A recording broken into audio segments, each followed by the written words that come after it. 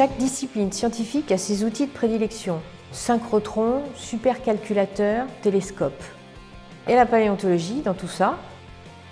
Les grands équipements dont les paléontologues ont besoin, ce sont les collections. Les collections naturalistes hébergées au laboratoire Palévoprime servent à la recherche, à la formation et ont une dimension patrimoniale. Ces collections se répartissent en 3 catégories: vertébrés fossiles, anatomie comparée, moules et moulages.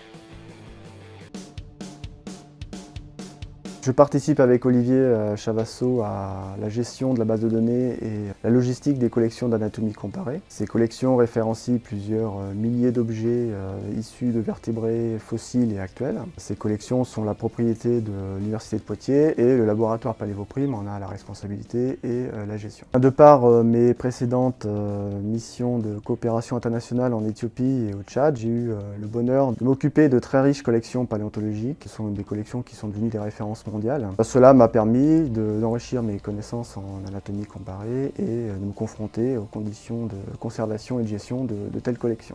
Sur le terrain, la découverte du fossile ne suffit pas. Il faut appliquer un protocole rigoureux de collecte d'informations qui vont d'une part assurer son étude scientifique et aussi sa pérennité au sein des collections. Cela signifie qu'il faut être attentif à toutes les informations liées à la donnée géologique, au processus de fossilisation, ce qu'on appelle la taphonomie, à l'état de préservation et surtout à l'inventaire. Une fois confiés à l'institut de responsable des collections, les fossiles découverts seront inventoriés et conditionnés en sécurité et seront ainsi mis ensuite à disposition aux chercheurs qui souhaiteraient réétudier le matériel.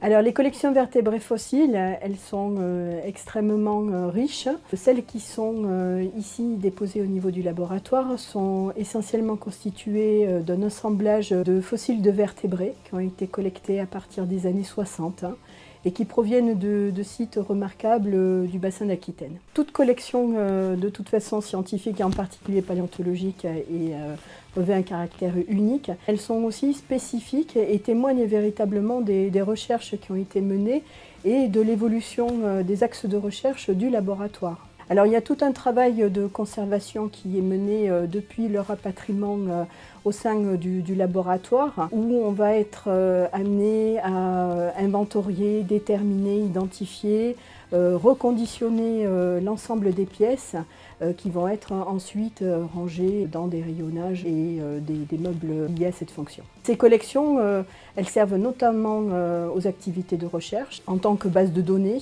pour tout support de travaux, aussi bien de mémoire de master que de thèse ou même de publications scientifiques. Et puis au sein de cette collection, nous avons également des pièces de référence qui ont été décrites par le passé et qui sont représentatives du travail mené et restituées auprès de la communauté scientifique.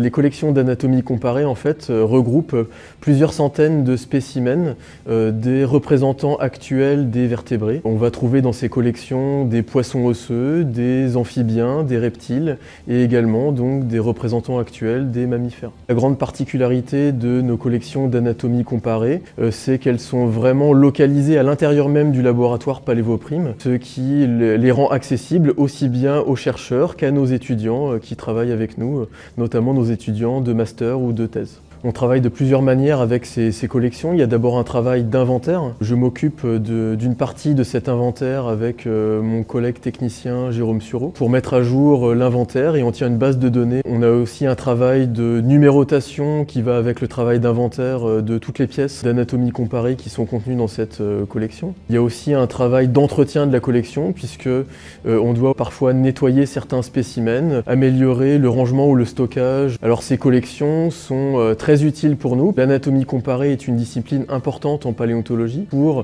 comparer les caractères morphologiques des fossiles qu'on trouve dans nos sites par rapport à l'anatomie des représentants actuels des groupes. Ce travail de comparaison est fondamental pour être capable de proposer une identification et une classification des spécimens fossiles qu'on étudie au sein du laboratoire Palévoprime. On utilise également ces collections dans le cadre des travaux d'enseignement, la localisation privilégiée de ces ces collections en fait donc un lieu très important de l'enseignement de la paléontologie des vertébrés à l'université de Poitiers.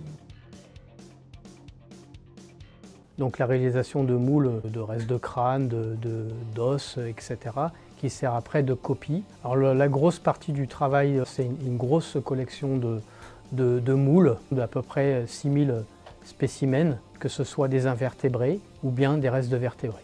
Une collection de moules, ça a un caractère patrimonial sur plusieurs aspects. Un aspect technique, c'est en fait l'histoire de la technicité au niveau des moulages. Donc on a toute une archive de la technicité, mais aussi on a une archive justement du patrimoine paléontologique, c'est-à-dire qu'on a des fossiles qui ont été perdus. Si on a pu avoir la chance d'avoir réalisé un moule avant, on peut avoir une trace justement de cette pièce disparue.